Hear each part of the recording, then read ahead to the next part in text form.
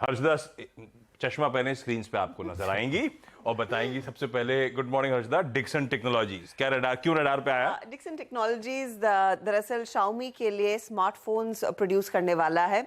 ये दरअसल डिक्सन अपनी सब्सिडरी पाजे के थ्रू करता हुआ दिखाई देगा। ये करार इन्होंने साइन कर दिया। ये एक बड़ा बिग टिकट ऑर्डर इनके हाथ लगता हुआ दिखाई दिया है। आपको ध्यान रखना है कि कंपनी ने मेंशन किया था Q1 FY24 में नेarly 46% रेवेन्यूज इनके मोबाइल मैन्युफैक्चरिंग बिजनेस से आए थे। अब यहाँ पर एक और बड़ा नाम आता हुआ दिखाई दे रहा है, तो उस पर्टिकुलर रेवेन्यू को कंपनी डेफिनेटली बूस्ट करती हुई दिखाई देगी। कंपनी इस समय रिलायंस जियो, मोटोरोला और नोकिया के लिए वैसे भी फोन बना रही है भारत में, और मोटोरोला के लिए इनफैक्ट वो भारत में बनाकर एक्सपोर्ट भी करते हैं। तो अब इसमें एक और नाम जुड़ता हुआ शाओमी का, और शाओमी एक बहुत बड़ा ब्रांड है, भारत में बड़ी सेल्स इसकी होती है, और वो इनफैक्ट ऑन बोर्ड होना कंपनी के लिए ऑफ कोर्स बड़ा रेवेन्यू चर्नर हो सकता है। बढ़िया खबर, बहुत बढ़िया खबर। मेक इन इंडिया को पुश, वो पीएलआई स्कीम जो आई थी, इंट्रोड्यूस करी थी, उसका भरपूर फायदा पैजेट उठा रहा है। एक बढ़िया डील स्टिच करिए शाओमी के साथ। पर ये स्टॉक कल देखिएगा किस तरह से स्क्रीन पे मूव कर रहा था, दिन के हाईस पे जाके बंद हुआ है। कितना ऑलरेडी डाइजेस्ट कर रखा है, कितना और दमखम है, पोजीशन कैसा है चार्ट्स पे, मानस बताइए। देखिए, कल का जो मूव था वो डेफिनेटली एक ब्रेकआउट मूव था, और मैं नहीं समझता कि कल के मूव के बाद आपको कोई प्रॉफिट बुकिंग देखने को मिलेगी। आई थिंक यहां से भी करीब 450 से 500 रुपए की तेजी आपको डिक्सन में देखने को मिल सकती है। तो कभी भी कोई गिरावट देखने को मिले, 3 दिन की रैली हो गई है, तो कभी कोई गिरावट देखने को मिले तो खरीदारी करने के ही मौके होंगे, और वो पोजिशनल ट्रेड ले तो बेहतर रहेगा, तो आपको बड़ा मूव देखने को मिल जाएगा। तो मेरे हिसाब से गिरावट पे खरीदारी करें। 5075 के आपको स्टॉप लॉस लगाने हैं, और ऊपर की तरफ 5650 5700 के पोजीशन टारगेट लेके चल रहे हैं डिक्सन में। डिक्सन भाई, कोई घबराने की जरूरत नहीं है, इसकी तेजी और तूल ही पकड़ेगी। बाय ऑन डिप्स की स्ट्रैटेजी रखिए। और खबर वाकई शाओमी को लेकर अपडेट जो आए बढ़िया आते हुए डिक्सन की तरफ से। दूसरा, आज फिर वेदांता रडार पे। वैसे वेदांता वो स्टॉक था जो कल बिग स्टॉक्स में चर्चा हुई, और क्या पिटाई झेल रहा था वो स्टॉक। वैसे ही 52 हफ्तों के लोज वाला स्टॉक 6-7% और कमजोर हो गया, पर आज रडार पे क्यों?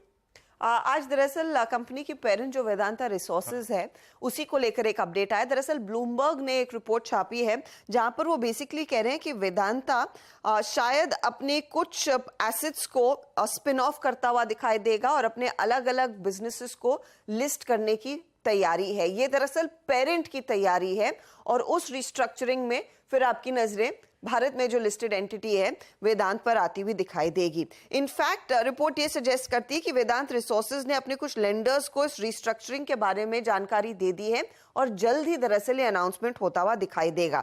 अब इनके पास विकल्प है, या फिर जिसके बारे में सोच रहे हैं कि कुछ बिजनेसेस को अलग से लिस्ट कराते हुए दिखाई देंगे। लेकिन ध्यान रखिएगा, ज्यादातर जो बिजनेसेस हैं वो वेदांता लिमिटेड के अंदर आ रहे हैं, तो उसको कैसे किया जाएगा और वेदांता रिसोर्सेज को इसका क्या फायदा होगा वो देखने वाली बात होगी। इमीडिएट अगर कोई बेनिफिट आएगा इस तरह के मूव का, वेदांता पर आता हुआ दिखाई देगा।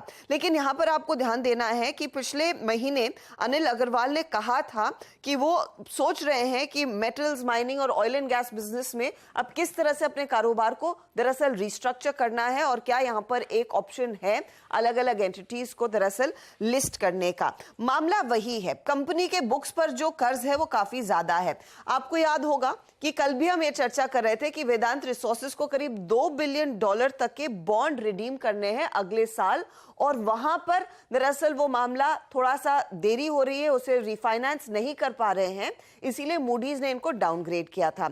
जो अप्रैल तक का डेटा है ब्लूमबर्ग के आधार पर, वेदांत रिसोर्सेज के पास $6.8 बिलियन तक का कर्ज है, उसे कम करना है। और जब तक कंपनी दरअसल एक कर्ज कम नहीं करेगी, प्रेशर बनता रहेगा। क्लियरली उसका एक रिपल इफेक्ट जो आप कहते हैं, जो सीधा असर आता है, वो वेदांत पर आता हुआ दिखाई देगा। इनफैक्ट आशीष, इस पर देवेंद्र चोकसी ने कुछ देर पहले एक नोट भी जारी किया है। वेदांत रिसोर्सेज बेसिकली, आप देवेंद्र चोकसी कह रहे हैं, इन्होंने वेदांता में अपनी पूरी जो शेयर होल्डिंग है प्लेज कर रखी है। 64% हिंदुस्तान जिंक में भी जो शेयर है वो प्लेज्ड है। यहां पर लिमिटेड एबिलिटी है किसी तरह की डीमर्जर की। इनफैक्ट बेहतर होगा अगर ये एक नया इन्वेस्टर ऑन बोर्ड करके लाते हैं। ये इनफैक्ट देवेंद्र चोकसी की राय है। अब देखना यही है कि अगले कुछ हफ्तों में यहां पर क्या डेवलपमेंट आता है और उसका सबसे ज्यादा असर फिर वेदांत पर क्या पड़ेगा, वो बाजार ज्यादा गौर करना चाहेगा, क्योंकि वहीं पर जो पेरेंट की दिक्कत है वो दरअसल इस भारतीय लिस्टेड कंपनी पर भारी पड़ने लगी है। वेदांता, पता नहीं कितना भरोसा करेंगे, वो दिक्कत बढ़ती चली जा रही है। पेरेंट की दिक्कत है जो इस पे रब ऑफ लाती हुई दिन के लोस पे कल बंद हुआ। सतपुते साहब, क्या करना है? आशीष जी, देखिए, अगर आप वेदांता का स्ट्रक्चर देखें, चार्ट देखें, तो मुझे लगता है कि यहाँ पे जबरदस्त वीकनेस है। और अगर आप इवन एफएनओ का डेटा भी देखें तो यहाँ पे शॉर्ट बिल्टअप है। रही बात सपोर्ट की, देखिए 209 का इसका कल का क्लोज है, 200 पे पुट राइटर खड़े हैं, 200 ये इसका पहला सपोर्ट होगा, लेकिन चांसेस है कि ये 190 तक फिसलेगा। वैसे अगर आप इसे पोजिशनली देखें तो सपोर्ट कहाँ बनता है, इसका सपोर्ट बनता है 160। तो trend is weak, it's a clear cut. Basically आप यहाँ पे कॉन्ट्रा बाय तो बिल्कुल ही अवॉइड करें, लेकिन शॉर्ट के लिए अगर गैप डाउन होगा तो थोड़ा वेट करना पड़ेगा। भाई साहब, ये है कहानी। ये 200 के नीचे स्लिप हो रहा है। सतपुते साहब के तो काफी नीचे के टारगेट से स्टॉक पे, तो अभी भी पेन कंटिन्यू करेगा। और खैर अनसर्टेन एनवायरनमेंट है अभी भी। कुल मिलाकर फाइनेंशियल ईयर मिला दूं तो $3.5 बिलियन के रीपेमेंट शेड्यूल्ड हैं, बचे हैं। दिक्कत भरे सिचुएशन। खैर, यह है डिक्सन की कहानी, यह है वेदांता की कहानी। इसके अलावा बाकी के कौन कौन से इंपॉर्टेंट, एक एमसीएक्स पहले आज सुबह नहीं आया, तो एक्चुअली एमसीएक्स की वेबसाइट पर कल शाम को अपडेट है। पर हाँ, पता था स्ट्रीट को, इन्होंने खुद ही कहा था कि मंथ एंड तक हम लोग लाइव चले जाएंगे। हर्षदा, अपडेट्स क्या है एमसीएक्स की तरफ से? डेट इन्होंने अनाउंस कर दी है। नए प्लेटफॉर्म पर जो लाइव जाएंगे वो 3 अक्टूबर यानी कि अगले मंगलवार को जाएंगे। ये जो प्लेटफॉर्म तैयार किया गया है, हम सब जानते हैं टीसीएस ने तैयार किया है। क्लियरिंग कॉर्पोरेशन एक मॉक सेशन 2 अक्टूबर को भी सब चेक्स एंड बैलेंसेस चेक करने के लिए करेगा। साथ ही साथ ये 63 मून्स तक का करार दिसंबर में एक्सपायर होगा, तो उसे एक बैकअप के तौर पर रखा जाएगा इफ इट ऑल कुछ दिक्कत होती है। लेकिन इवेंचुअली ये अब नए प्लेटफॉर्म पर शिफ्ट होंगे अगले हफ्ते से ही, अगले मंगलवार से ही। तो शरद, वैसे अब ट्रेडिंग करने का कोई तरीका क्या बदल जाएगा क्या? बस प्लेटफॉर्म बदलेगा, 63 मून की जगह टीसीएस का प्लेटफॉर्म होगा। स्टॉक तो ताबड़तोड़ तेजी दिखा रहा है इस खबर पे। स्टॉक की जो खर्च हो रहा था 63 मून्स के संग एडिशनल एडेड खर्चा हो रहा वाला था, सस्ते में है क्या?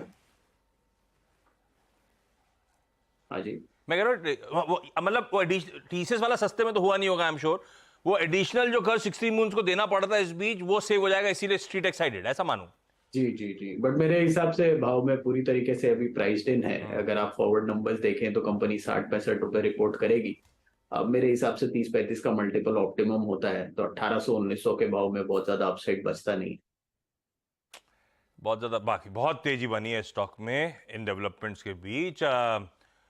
बहती साहब, एमसीएक्स चार्ट्स पे बहुत तगड़े मूव, इनफैक्ट इवन कल भी, पिछले कुछ दिनों से जब से उन्होंने रिलीज दी है तब से और तेजी पकड़ी चली जा रही है, क्योंकि उन्होंने अपडेट दे दिया था कि हम तैयार हो गए हैं, बस हम आपको डेट अनाउंस करके देंगे। अब डेट अनाउंस कर दी कल रात पे। तेजी करूं या हो गया? अब मुनाफा जो है ऑलरेडी राइट करें, मुनाफा बांधने का समय आ गया, दूसरे लोग वॉच आउट करें बस। ये आशीष जी, चार्ट्स पे अगर मैं बोलूं तो काफी अच्छा स्ट्रेंथ दिख रहा है एमजीएक्स में। और जिस तरह आपका ब्रेकआउट आया है, जिनके पास भी लॉन्ग है बने रहे, बस 1900 का एक करीब सॉफ्ट एसएल लगाकर इसमें रखे। हमें लगता है कि इसमें 2000 तक के लेवल्स देखने मिल सकते हैं। इन लेवल्स पे लॉन्ग करने की सलाह नहीं है, कोई डिप आता है तो जरूर खरीदे। एक जस्ट ऐड करना चाहूंगा कि जो 63 मून्स या एफटी फाइनेंशियल टेक्नोलॉजीज का जो सॉफ्टवेयर यूज कर रहे थे, हमें लगता है कि टीसीएस का जो सॉफ्टवेयर है वो काफी new age and cutting technology में बना हुआ रहेगा, और उसमें एल्गो के सिस्टम्स काफी इंटीग्रेटेड रहेंगे। तो ये काफी पॉजिटिव रहेगा एमसीएक्स के लिए पर से, क्योंकि बहुत दिन से ये प्रीलॉन्ग था ये डिसीजन, और ये होता हुआ बहुत इंपॉर्टेंट है। तो इसमें कोई भी डिप आता है तो खरीदारी की सलाह है। बहती साहब, वहां पे भी ट्रेड करते हो क्या आप? कमोडिटीज में एल्गो लगा रखे हैं क्या आपने?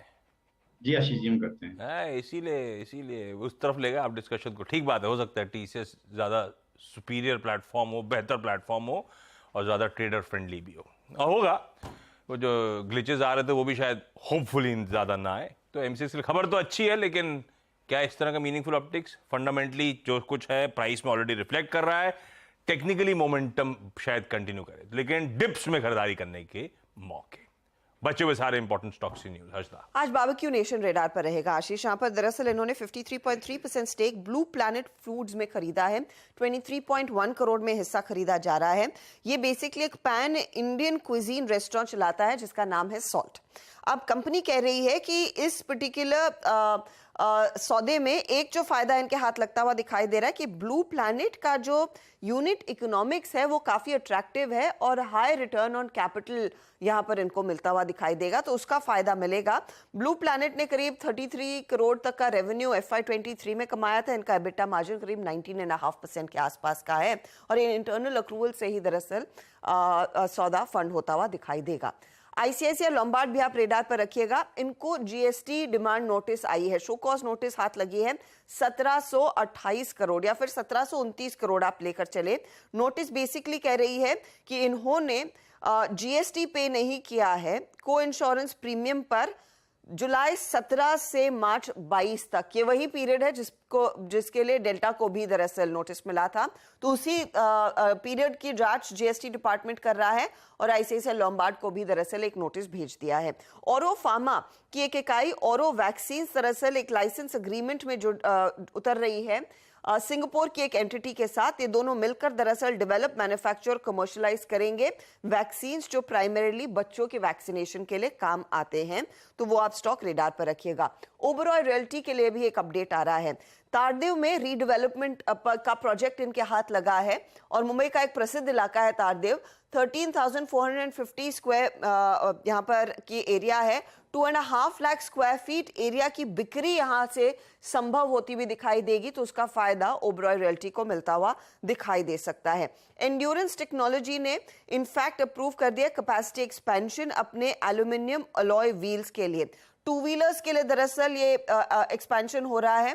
चाकन की यूनिट में एक्सपेंशन होगा। 45 करोड़ तक का कंपनी इन्वेस्टमेंट कर रही है। इस समय जो 1,90,000 सेट्स की कैपेसिटी है उसको बढ़ाकर उसको और 40,000 सेट से बढ़ाया जाएगा, तो वो स्टॉक आप रेडार पर रखेंगे। NBCC की तरफ से अपडेट है।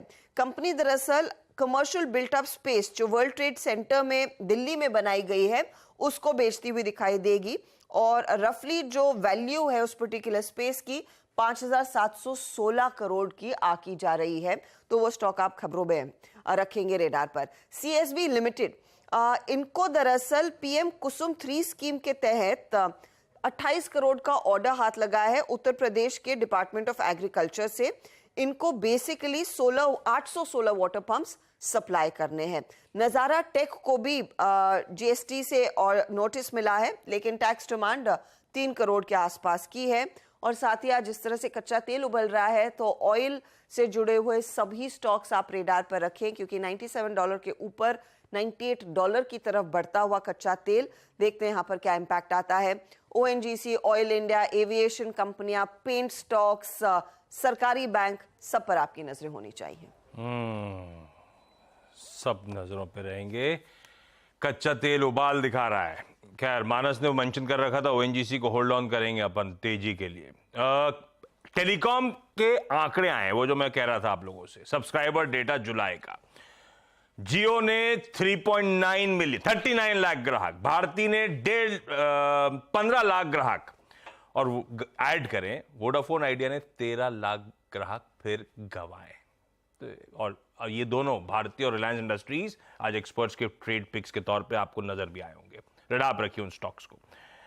यात्रा ऑनलाइन, इसकी आज लिस्टिंग की तैयारी हो रही है। बहुत ठंडा रिस्पांस था, 1.5 1.6 टाइम शायद IPO भरा था।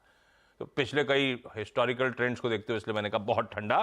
तो देखते हैं आज थोड़ा सा बाजार भी सबड्यूड सा है, किस तरह की लिस्टिंग होती है। लेकिन कुछ इंपॉर्टेंट स्टॉक्स, उन पे पहले चर्चा। अमित सेठ साहब, ओबरॉय रियल्टी, मुंबई का तारदेव प्रोमिनेंट इलाका और अच्छा खासा इन्होंने डील स्टिच करी है। 2.5 lakh square feet carpet area बेचने को मिलेगा। क्या करना है, चार्ट्स पे कैसा प्लेस्ड, जी काफी वेल प्लेस्ड है आशीष जी। इनफैक्ट सारे डीएलएफ देखे, ओबराई देखे, they are very well placed. Specially अगर हम ओबराई की बात करें तो ये कंसोलिडेशन कर रहा है। अगर 1150 के ऊपर निकलता है तो 10 डेमा के ऊपर ये ट्रेड करेगा, कंसोलिडेशन ओवर हो जाएगा। तो मुझे लगता है 1148 1150 के ऊपर निकले तो लगभग 1200 के लेवल्स आ सकते हैं। इन दैट केस हम स्टॉप लॉस लगभग अपना 1135 पर रखेंगे। ये हो गई इसकी कहानी। अच्छा, निफ्टी का आज मैं कह रहा था, निफ्टी के इंडिसेस का आज रीजिग हो, असल में कल होना है, कल बदलाव नजर आएगा, आज एडजस्टमेंट्स प्ले आउट होने। मैं क्विकली इंपॉर्टेंट वाले स्टॉक्स हाईलाइट करता हूं, तो बहुत लंबी लिस्ट है। पैसा आना है किसी एचडीएफसी बैंक में $89 मिलियन, पावर ग्रिड में $64 मिलियन, श्रीराम फाइनेंस में $59 मिलियन, ट्रेंट में $54 million, TVS motor, PNB, Adani enterprises, इनमें लार्जली इनफ्लोज आने। पैसा जा कहां से रहा है? किसी एनटीपीसी से $46 मिलियन, पेज इंडस्ट्रीज से करीब $28 मिलियन, और उसके बाद HDFC, AMC, IndusInd bank, ACC, Indus tower, Adani ports, इन सब से थोड़े से आउटफ्लोज होंगे, इनको ध्यान में रखना है। गाबा सर, चार्ट्स पे पीवीआर आइनॉक्स कैसा प्लेस्ड?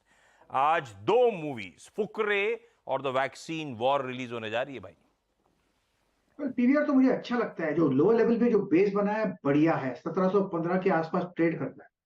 मैं कहूंगा 1690 का स्टॉप लगाना चाहिए, उसको छोड़ देना चाहिए। इस बार 1800 से 1850 ये एक जोन है, वहां तक जा सकता है। उसे 2-3-4 दिन लग सकते हैं, लेकिन yes, PVR is a buying opportunity, ये कह सकते हैं, सेफ बाइंग अपॉर्चुनिटी। पीवीआर एक सेफ बाइंग अपॉर्चुनिटी। पर आई एम श्योर गावा सर, आपको टिकट नहीं मिला ना शाहरुख मूवी का? नहीं, मुझे नहीं मिलता। मैं ले चलूंगा इस बार आपको। आप छोड़िए कहां लग रहे तो रेड कारपेट में। पर पीवीआर आइनॉक्स बेहतर प्लेस कल, लेकिन इंचअप कर गया ऑलरेडी, सबको पता था आज रिलीजेस है और कंसोलिडेट कर रहा था ये स्टॉक। एक काम करें, ट्रांजिशन का ये क्या है? अच्छा, ये मूवी के पोस्टर्स आ रहे हैं। ट्रांजिशन का समय हो रहा है, मुनाफे की तैयारी को समेट लिया जाए। सारी इंपॉर्टेंट चीजें सब कवर हो चुकी हैं, ज्यादातर इंपॉर्टेंट स्टॉक्स पे एक्सपर्ट से बातचीत हो चुकी। एक रह गया था मेरे दिमाग में, था वो जो GST demand notice ICICI Lombard का आया है, वो तगड़ा है, 1730 करोड़ रुपए का। क्या करना चाहिए इसमें? मानस आप बताओ। देखिए, अगर ट्रेंड की बात करें तो थोड़ा सा नेगेटिव लग रहा है, क्योंकि important moving averages 20 day 50 day moving average के नीचे ट्रेड कर रहा है। एक प्राइस ब्रेकडाउन कल देखने को मिला, 1311 का जो अहम सपोर्ट था स्टॉक ने उसको ब्रीच किया। कल 100 डे मूविंग एवरेज पे थोड़ा सपोर्ट जरूर मिला है, लेकिन अगर ये 100 डे मूविंग एवरेज ब्रीच करेगा और 1295 के नीचे जाएगा तो कम से कम 200 डे मूविंग एवरेज जो कि 1255 है उसको टच करने की कोशिश करेगा। तो गिरावट पे खरीदारी नहीं करनी है, और अगर आपको बिकवाली करनी है तो आप बिकवाली कर सकते हैं, लेकिन आपको एक स्ट्रिक्ट स्टॉप लॉस 1316 का लगाना जरूरी है। हो गया भाई, आईसीआईसीआई लोम्बार्ड का ये व्यू भी आ गया। क्विकली ट्रांजिशन कर रहा हूं, मुनाफे की तैयारी समेट रहे हैं। शुरुआत पहला सौदा की।